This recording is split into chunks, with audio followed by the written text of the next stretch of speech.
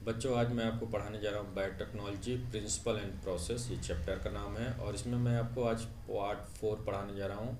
और इसमें हम पढ़ाएंगे आपको डीएनए क्लोनिंग स्ट्रेटजी। और डीएनए क्लोनिंग स्ट्रेटजी दो है, एक सेल बेस्ड क्लोनिंग है और एक पीसीआर बेस्ड क्लोनिंग है। तो सबसे पहले बात करते हैं व्हाट इज डीएनए क्लोनिंग। तो इसके पहले आप समझते हैं क्लोनिंग का मतलब क्या होता है। क्लोनिंग मतलब होता है formation of exact copy, formation of exact copy. ठीक है।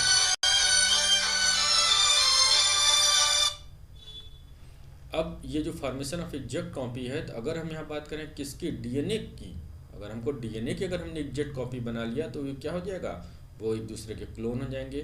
तो डीएनए क्लोनिंग क्या है, formation of exact copy of DNA. ठीक है। तो यहाँ देखिए, DNA cloning is the production of large number of identical DNA molecules from a single ancestor DNA molecules.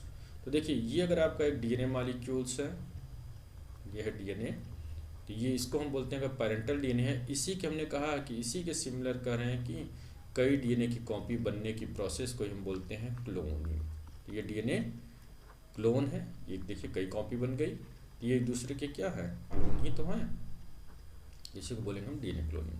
तो डीएनए क्लोनिंग के दो अप्रोच हैं। फर्स्ट अप्रोच डीएनए क्लोनिंग के दो अप्रोच हैं। First one is the cell based, और इसी को बोलते हैं हम in vivo method. Second one is the cell free या इन विट्रो मेथड। ठीक है। Cell based DNA cloning methods, और इसमें क्या होता है, सेल बेस्ड डीएनए मीन्स होता है कि ये हमारा जो होता है, जो आपका डीएनए है, ये इसकी क्लोनिंग होगी बैक्टीरिया के अंदर। ठीक है, इसलिए इसको बोलते हैं हम सेल बेस्ड। और कह रहे हैं सेल बेस्ड डीएनए क्लोनिंग में कह रहे हैं कि ये 6 स्टेप में ये इसको हमने कैटेगराइज किया है। फर्स्ट स्टेप है आइसोलेटिंग वेक्टर, और वेक्टर जो होता है एक्चुअल में ये क्या है, it is a DNA vehicle which carry desired DNA. ठीक है। और दूसरा है आपका टारगेट जीन, और ये टारगेट जीन हम प्लांट से आइसोलेट कर सकते हैं या बैक्टीरिया से ले सकते हैं, बैक्टीरिया के जीन से, या हम किसी एनिमल से इसको आइसोलेट कर सकते हैं। और ये टारगेट जीन जिसको हमको क्या करना है, इसके क्लोन्स बनाने हैं, इसके मल्टीपल कॉपी बनाने हैं। Second step is the cutting, या इसी को बोलते हैं हम क्लीवेज। तो फर्स्ट स्टेप ने हमने कहा कि ये डीएनए आपने आइसोलेट कर लिया, ये आपका टारगेट डीएनए है। और दूसरा कह रहे हैं कि ये आपका वेक्टर है। ठीक है। वेक्टर एक्चुअली में क्या है, तो ये small circular double standard DNA molecules, और ये आपका मल्टीपल क्लोनिंग साइट है, और यहाँ पे ओरिजिन ऑफ रेप्लिकेशन है। और इस स्टेप में जो आप कटिंग या क्लीवेज है, इसमें हम इसको कट करेंगे by the help of restriction endonuclease enzyme. और अब ये डीएनए जो है आपका, इसमें कह रहे हैं कि ऐसा एक इंड बन जाएगा, और इसी इंड को बोलते हैं हम cohesive end, cohesive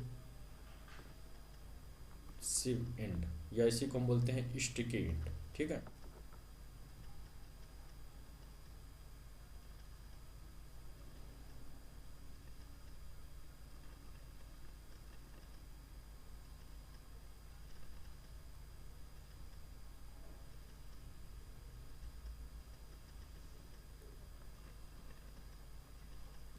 cohesive and third step is the ligation, और लाइगेशन ये है आपका थर्ड स्टेप। और लाइगेशन में करें कि इसमें एक एंजाइम होता है जिसका नाम है डीएनए लाइगेज एंजाइम। और ये लाइगेशन के बाद करें कि अब आपका जो है प्लाज्मिड, और जो आपका डिजायर्ड डीएनए है, ये आपका डिजायर्ड डीएनए है, और ये आपका प्लाज्मिड है, जिसको अब बोलेंगे हम रिकॉम्बिनेंट प्लाज्मिड। ठीक है, इसको हम बोलेंगे रिकॉम्बिनेंट प्लाज्मिड। नेक्स्ट स्टेप है आपका फोर्थ स्टेप ट्रांसफॉर्मिंग। अब इस प्लाज्मिड को हम इकोलाई बैक्टीरिया में इंसर्ट कर देंगे। इकोलाई बैक्टीरिया में इंसर्ट कर देंगे। तो अब ये इकोलाई बैक्टीरिया जिस बैक्टीरिया में चला जाएगा इसी को बोलेंगे, इकोलाई बैक्टीरिया को हम ट्रांसफॉर्म बैक्टीरिया, ट्रांसफॉर्म बैक्टीरिया। ठीक है। अब हम कह रहे हैं कि नेक्स्ट स्टेप इससे क्लोनिंग कई कॉपी चाहिए, तो इसको हम क्या करेंगे, अलाउ फॉर मल्टीप्लिकेशन। ये आपका एक कल्चर मीडिया है और इस कल्चर मीडिया में कह रहे हैं कि ये हमारा एक पेट्री प्लेट है और इसी में कल्चर मीडिया है, अगार सॉल्टिफाइंग एजेंट जो बोलते हैं अगार, या ठीक है, ये कल्चर मीडिया है, इसी में बैक्टीरिया आपने ग्रो करने लग गया। और आपने देखा कि आफ्टर 30 मिनट्स कह रहे हैं, आफ्टर 30 मिनट्स ये बैक्टीरिया अपनी पॉपुलेशन को डबल कर देगा। ठीक है। तो ऐसे करें कि आपने 4 घंटे, 8 घंटे, 12 घंटे से छोड़ देंगे तो आपको कई मल्टीपल कॉपी बैक्टीरिया की मिल जाएगी।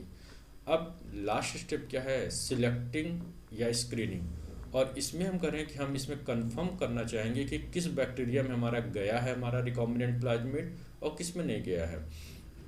तो हम इस कल्चर मीडिया में 2 एंटीबायोटिक है, एक नाम है एम्पीसिलिन और दूसरा का नाम है टेट्रासाइक्लिन। ठीक है। ये इस कल्चर मीडिया में हम डाल देंगे। तो जो बैक्टीरिया में हमारा प्लाज्मिड गया होगा वही केवल सरवाइव करेगा और जिसमें नहीं गया होगा उसमें उस बैक्टीरिया की डेथ हो जाएगी। ठीक है। और यहाँ पे एक आपको ओवरव्यू हम बता रहे हैं कि सबसे पहले हम प्लाज्मिड आइसोलेट करेंगे कहाँ से, बैक्टीरिया में, जो हमने आपको प्रीवियस स्लाइड में पढ़ाया है। तो ये आपका प्लाज्मिड है, देखिए सर्कुलर है, डबल स्टैंडर्ड है, डीएनए मॉलिक्यूल्स होता है और ये एक्स्ट्रा क्रोमोसोमल होता है। इसका मतलब है कि ये बैक्टीरिया के लिए यूजलेस होता है लेकिन ये जीन क्लोनिंग में इसका रोल है। ठीक है। तो हम प्लाज्मिड को सबसे पहले आइसोलेट करेंगे, ये आइसोलेट कर लिया हमने प्लाज्मिड को। और जिस टारगेट डीएनए को आइसोलेट करना है, जो भी आपको डीएनए को कई कॉपी बनानी है, तो उसको हम, ये आपका देखिए सेल है और इस सेल में करें कि ये न्यूक्लियस है, ये न्यूक्लियस है और ये आपका सेल हो गया। और इसी न्यूक्लियस में करेंगे क्रोमोसोम है, इसी क्रोमोसोम में करें कि डीएनए प्रेजेंट है। तो इस डीएनए को हमने आइसोलेट कर लिया। ठीक है। इस सेल से ये हमारा जीन ऑफ इंटरेस्ट है जिसको हमको क्लोन करना है। फिर हम इसको क्या करेंगे, इस प्लाज्मिड को और इसको दोनों को एक ही रेस्ट्रिक्शन एंजाइम यूज करेंगे, रेस्ट्रिक्शन एंडोन्यूक्लिएज, और इसको हम क्लीव कर देंगे और हमको मिल जाएगा कोहेसिव प्लाज्मिड भी मिल जाएगा। ऐसा मिल जाएगा आपको प्लाज्मिड लाइक दिस, ऐसा, ये देखिए ऐसा मिल गया। और ये मिल जाएगा ऐसा, ये मिल जाएगा। और यहाँ पे जो डीएनए है, ये डीएनए ये आपको ऐसा मिल जाएगा।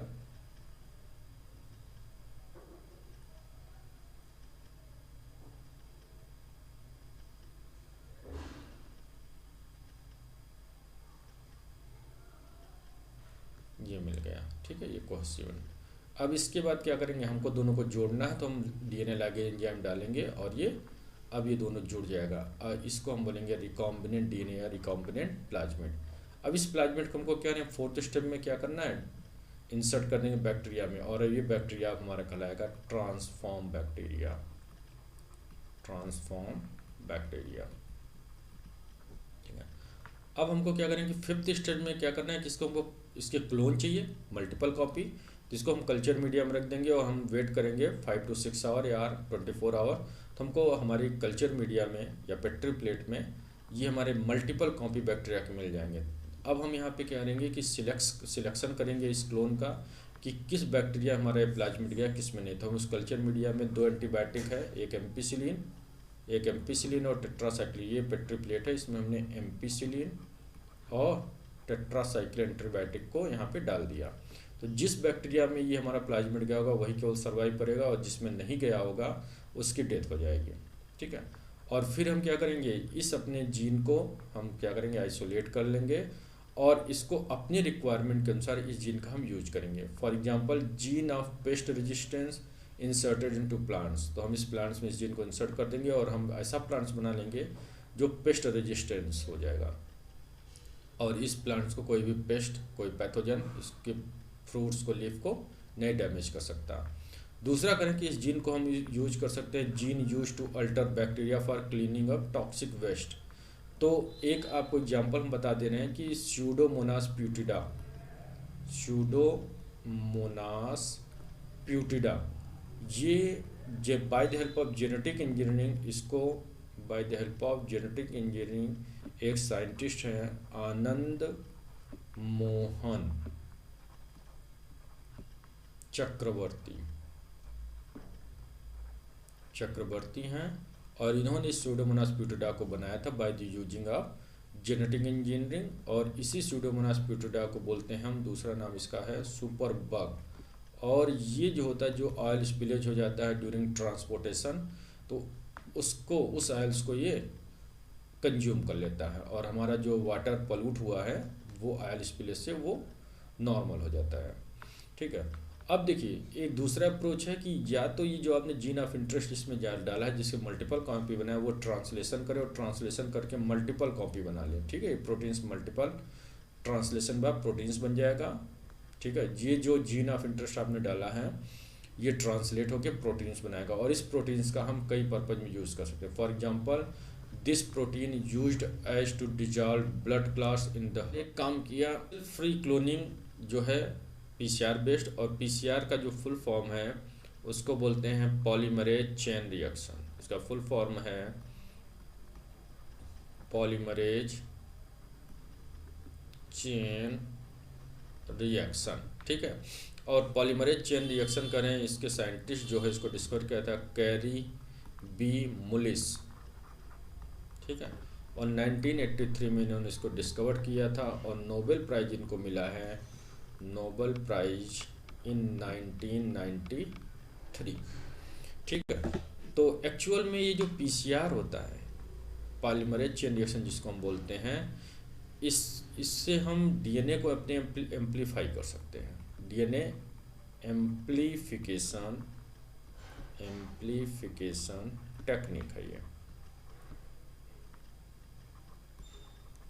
ठीक है, और हम करें कि विद इन 5 मिनट्स हम डीएनए की कॉपी को, डीएनए जो कॉपी है डीएनए को डबल कर देता है H2 में। ठीक है, इसको अगर हम बोल सकते हैं कि ये आर्टिफिशियल रेप्लिकेशन है। ठीक है, रेप्लिकेशन में क्या होता है, एक डीएनए से दूसरा डीएनए बने, तो इसमें भी तो हम डीएनए की कई कॉपी बना रहे हैं, और इसमें कहें कि जो हमारा डीएनए होता है वो बहुत भी वेरी लो अमाउंट में requirement, very low amount DNA required. Clear. तो अब चलिए आगे हम पढ़ते हैं पीसीआर के बारे में डिटेल में। और देखिए ये लिखा है व्हाट इज पीसीआर, एक क्वेश्चन मार्क है। तो सबसे पहले आप बताएंगे पीसीआर का फुल फॉर्म है पॉलीमरेज चेन रिएक्शन, और इसको डिस्कवर किया था कैरी मुलिस ने 1983। और ये है साइंटिस्ट कैरी मुलिस, देखिए कितना स्माइली फेस है इनका, और इन्होंने बहुत नोबेल वर्क किया जिससे इनको नोबेल प्राइज मिला 93 में, जो मैं आपको ऑलरेडी प्रीवियस स्लाइड में पढ़ाया। और देखिए ये जो है एक, इसे बोलते हैं पीसीआर ट्यूब या एपेंड्रॉप बोलते हैं। ठीक है, पीसीआर ट्यूब बोलते हैं इसको। ठीक है, और देखिए इसमें देखिए PCR is a technique that takes a specific sequence of DNA of small amount and amplify it to be used for further testing. ठीक है, तो इन्होंने देखिए, हाँ ये कैरी मुलिस का एक कोटेशन है, let's you pick the piece of DNA you are interested in and have as much of it as you want. तो ये जो इनका कोटेशन है वो सही है, क्योंकि अभी हम आपको आगे बताएंगे कि कैसे पीसीआर से आप 2 से 4 घंटे में आप मिलियंस कॉपी डीएनए की पा सकते हैं। तो चलिए हम आगे एक्सप्लेन करते हैं इसको। तो सबसे पहले हम बात करते हैं history of polymerase chain reaction. और इन 1953 वाटसन एंड क्रिक ने डिस्कवर किया था double helical structure of DNA. और ये कह रहे हैं कि ये जो double helical structure of DNA जब डिस्कवर हुआ तो यही कह रहे हैं कि ये कह सकते हैं कि मॉलिक्यूलर जेनेटिक्स के लिए कह रहे हैं कि ये बूमिंग एक्सपेरिमेंट है। और 1953 में author कार्नबर्ग began to study the mechanism of DNA replication, and in 1957 he has identified the first DNA polymerase। और DNA polymerase एक एंजाइम है, और इस एंजाइम का यूज होता है DNA रेप्लिकेशन में। ठीक है, DNA रेप्लिकेशन में। और DNA रेप्लिकेशन का मतलब है formation of exact copy of DNA। एक लाइन समझिए, DNA से डीएनए बनने की प्रोसेस को हम बोलते हैं रेप्लिकेशन। ठीक है, इसी को हम बोलेंगे replication. In 1969, Thomas D. Brock reported the isolation of a new species of bacterium from Hot Spring, Yellowstone National Park। और यहाँ से इन्होंने एक बैक्टीरिया आइसोलेट किया जिसका नाम है थर्मस एक्वेटिकस बैक्टीरिया। और ये बैक्टीरिया 176 डिग्री फ़ारेनहाइट टेम्परेचर में सरवाइव कर सकता है। ठीक है, और इस बैक्टीरिया से कह रहे हैं कि एक एंजाइम आइसोलेट किया जिसका नाम है एंजाइम का टैग पॉलीमरेज। और ये एक्चुअल में डीएनए डिपेंडेंट डीएनए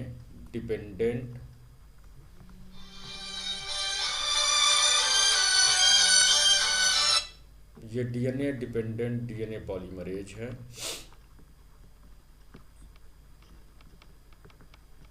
ये डीएनए डिपेंडेंट डीएनए पॉलीमरेज है। और करें कि इसको आइसोलेट किया था Chien et al in 1976, become a standard source of enzyme able to withstand high temperature. और ये जो होता है Taq polymerase above the 95 degree Celsius पे करें कि ये एक्टिव रहता है, ये डीनेचर नहीं होता है। ठीक है, जनरली एंजाइम्स जो होते हैं 45 डिग्री सेल्सियस के बाद वो डीनेचर होने लगते हैं, वो अपनी एक्टिविटी शो नहीं करते हैं। In 1970, Klee now reported a modified version of DNA polymerase first from E. coli।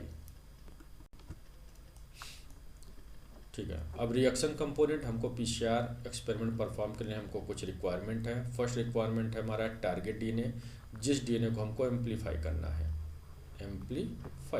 ठीक है, प्राइमर्स, ये प्राइमर्स जो होते हैं ये स्मॉल ओलाइगो न्यूक्लियोटाइड्स होते हैं। ठीक है, या इसको आप बोल सकते हैं small single standard DNA molecules होते हैं। और इनका साइज जो होता है 15 to 30 न्यूक्लियोटाइड्स से लिखा है यहाँ पे, 15 to 30 न्यूक्लियोटाइड्स होता है। और स्टैंडर्ड अगर हम बोल सकते हैं प्राइमर के साइज, ऑप्टिमम न्यूक्लियोटाइड साइज जो होता है ये होता है इसका 21 न्यूक्लियोटाइड। ठीक है, और इसमें जो होता है कम्प्लीमेंटरी सीक्वेंसेस होते हैं डीएनए के, और इसके जो सीक्वेंस होते हैं, सीक्वेंस इसके नोन होते हैं।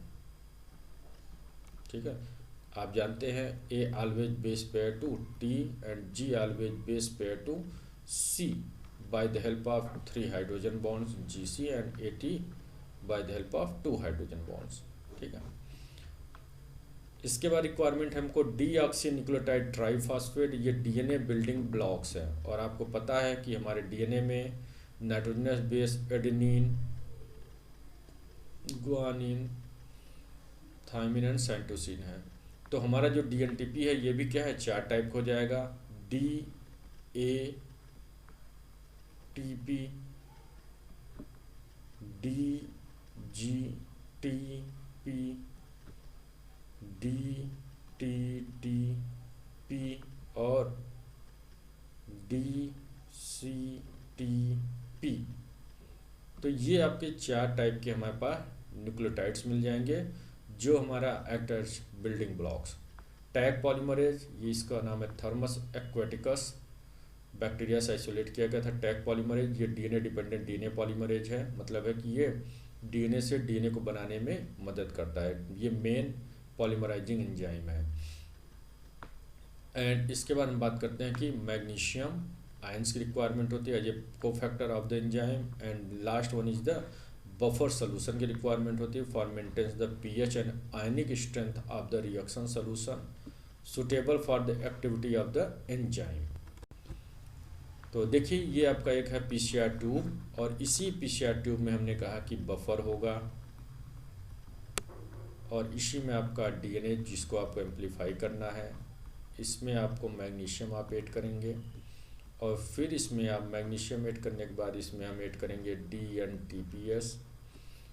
ठीक है, ये होगा, और प्लस एक और एंजाइम का नाम है जिसका टैग पॉलीमरेज, ये हम इस ट्यूब में रखेंगे।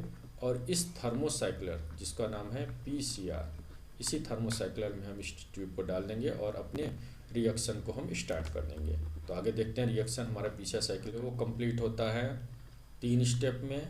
First one is the denaturation, second one is the primer annealing और third one is the extension of DNA. तो डीनेचुरेशन जो होता है 94 to 98 डिग्री सेल्सियस पे फॉर 1 मिनट। और ये जो अगर आपका डीएनए मॉलिक्यूल्स है, ये आपका डीएनए है, तो इस स्टेप में डीएनए जो होगा डीनेचर हो जाएगा और ये डीनेचर होकर इसके जो हाइड्रोजन बॉन्ड्स जुड़े हैं वो हाइड्रोजन बॉन्ड्स से सेपरेट हो जाएगा और दोनों स्ट्रैंड सेपरेट हो जाएंगी। ठीक है, इसमें ओरिएंटेशन बात कर ले रहे हैं। ये आपका 3' to 5', तो ये ठीक है, तो ये डीएनए स्ट्रैंड है आपका और ये सेपरेट आउट हो गया डीनेचुरेशन में। Second one is the primer annealing और 55 to 65 डिग्री सेल्सियस फॉर 1 मिनट। और इसमें क्या होगा, इस स्टेप में हमारा जो प्राइमर है वो कह रहे हैं कि वो अटैच होगा। ये प्राइमर 1 है यहाँ अटैच होगा और प्राइमर 2 यहाँ अटैच होगा। ठीक है, क्यों ऐसा हुआ, क्योंकि ये 5' to 3' ओरिएंटेशन है और ये प्राइमर हमारा अटैच होगा 5' to 3' और ये हमारा प्राइमर करेंगे 3' to 5' है तो हमारा प्राइमर यहाँ अटैच होगा 5' to 3'।